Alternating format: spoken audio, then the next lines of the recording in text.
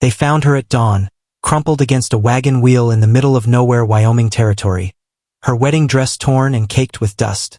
her leg bent at an angle no leg should ever bend, and her groom nowhere in sight, because he had ridden on without her, leaving his bride to die alone on the open plain. If you believe in kindness, in faith, in redemption, and in the power of second chances, I ask you to like this video, leave a comment, share it with someone who needs hope today, and subscribe before we continue, because what happened next will stay with you long after the story ends. The year was 1878, and the town of Miller's Gulch sat like a forgotten button on the vest of the Wyoming territory, a cluster of clapboard buildings holding on against the wind and the wide, indifferent sky. Sarah Jane Whitfield had traveled 1,100 miles by rail and by wagon to marry a man named Thomas Ashford, a rancher she had corresponded with for 2 years through letters carried by circuit riders and stagecoach drivers, letters that promised a good home, a fair heart, and a future built on the plains. She had buried her mother the winter before, watched her father's farm in Ohio fail to drought and debt, and when Thomas Ashford's letter arrived asking for her hand, she had taken it as a sign from God that her suffering was ending and a new life was beginning. But God, it seemed, had other plans, or perhaps it was simply the cruelty of men that intervened instead. The wagon carrying her and 2 other passengers had broken an axle 2 days outside of Miller's Gulch, tipping hard on a rutted stretch of trail, and Sarah Jane had been thrown from her seat, her leg twisting beneath her with a crack that she would remember in her nightmares for years afterward. Thomas Ashford, who had ridden out to escort his bride the final stretch, took one look at her broken leg, at the swelling already purpling her stocking, and made a decision that revealed the true shape of his soul. He declared that he could not delay the wedding preparations waiting back at the ranch, that a doctor would surely come along the trail eventually, and that he would send someone back for her. Then he mounted his horse and rode away, leaving his bride alone on the prairie with only her fear and the vast, uncaring sky for company. It was Jedediah Coulter who found her the next morning, a lone cowboy driving a small herd of cattle toward the railhead at Cheyenne, a man whose own life had been carved thin by loss and solitude. Jedediah was 34 years old, weathered by 15 years in the saddle, his face lined not just by sun but by grief. He had lost his wife and infant daughter to fever 6 years before, back in Missouri, and had drifted west afterward like a man running from his own shadow, never quite settling, never quite healing, taking work where he found it and sleeping under stars that offered no comfort but at least asked no questions. When he spotted the overturned wagon and the still figure crumpled beside it, his first thought was that he had found a corpse, and something in his chest tightened with the old familiar dread of loss. But as he swung down from his horse and knelt beside her, Sarah Jane's eyes fluttered open, and she looked up at him with a desperation that pierced straight through his careful armor. She told him, in a voice cracked from thirst and crying, that her groom had left her, that she had been alone for a day and a night, that she did not know if anyone was coming back for her at all. Jedediah felt something rise in him then, not pity exactly, but a fierce and sudden anger at a man he had never met, a man who could abandon a woman with a broken leg to the mercy of the open plains. He knew enough about doctoring to understand that her leg needed setting properly and soon, that infection could take hold in this heat, that the nearest doctor was in Miller's Gulch, a full day's travel away, and that she could not sit a horse nor ride in a jolting wagon without unbearable pain. So Jedediah Coulter made a decision that would change both their lives forever. He gathered materials from the broken wagon, splinted her leg as best he could with wood slats and torn strips of cloth, gave her water from his canteen and what little food he carried, and when evening came and it was clear no rescue was riding out from Miller's Gulch, he made his choice. He would carry her there himself, on foot, leading his horse behind him loaded with what supplies remained, because he could not in good conscience leave a suffering woman to wait on the mercy of a man who had already proven he had none. It was nearly 40 miles to Miller's Gulch across broken prairie and dry creek beds, through country that could kill a man alone, let alone one carrying another human being in his arms. But Jedediah Coulter had spent his whole life proving his body against hardship, and something in him, some ember he had thought long extinguished, caught fire at the sight of this stranger's suffering. He lifted Sarah Jane into his arms, feeling how light she was, how her body trembled with pain and fear, and he began to walk. The first hours were the hardest, as his arms burned and his back ached and the sun beat down without mercy.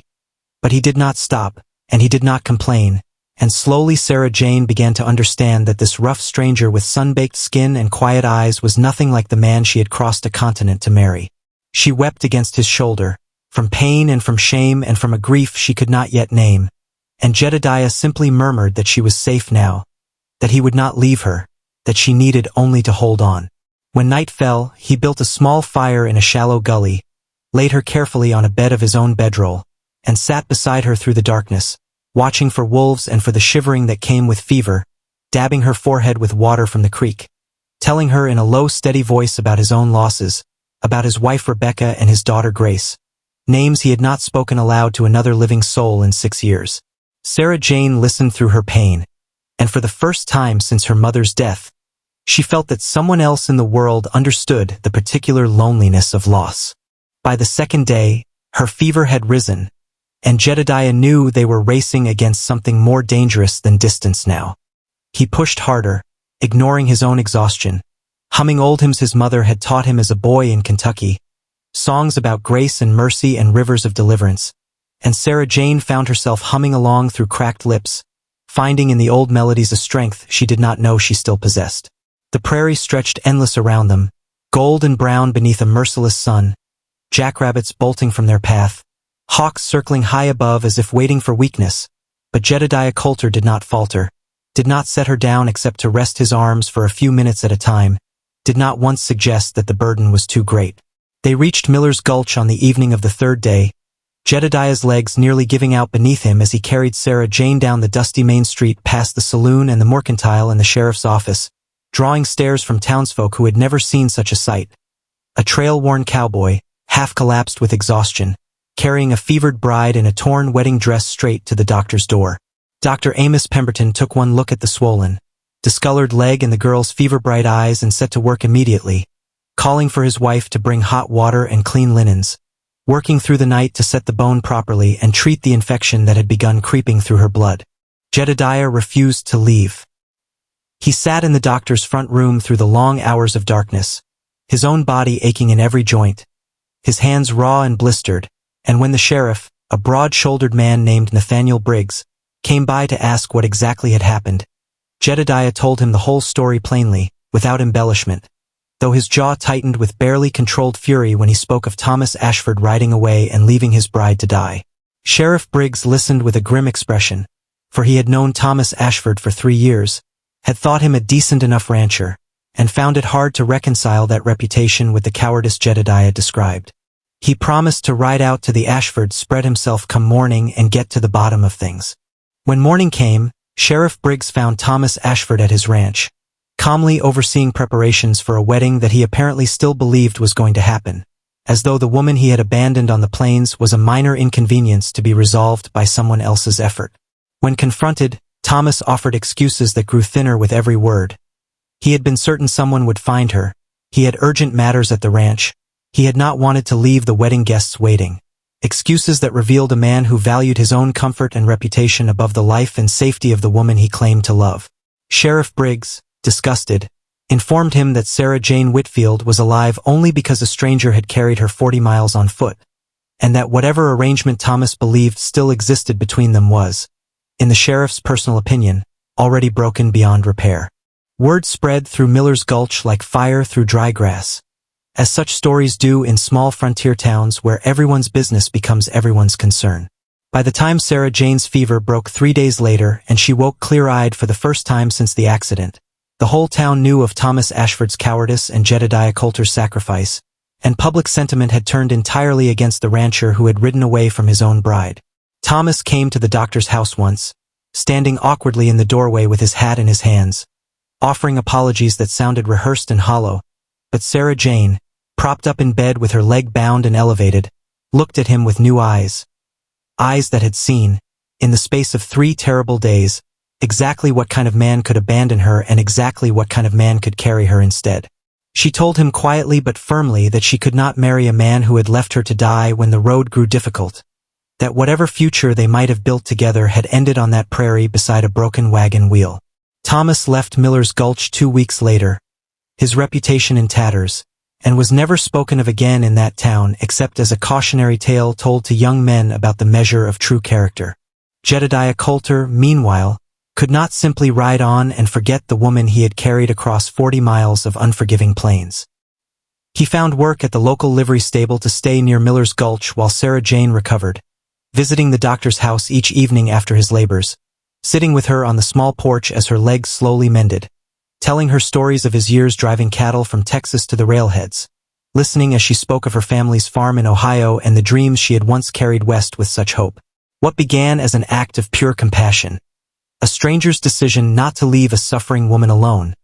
deepened slowly into something neither of them had expected to find again after their respective losses. Sarah Jane found herself watching for his tall figure walking up the street each evening,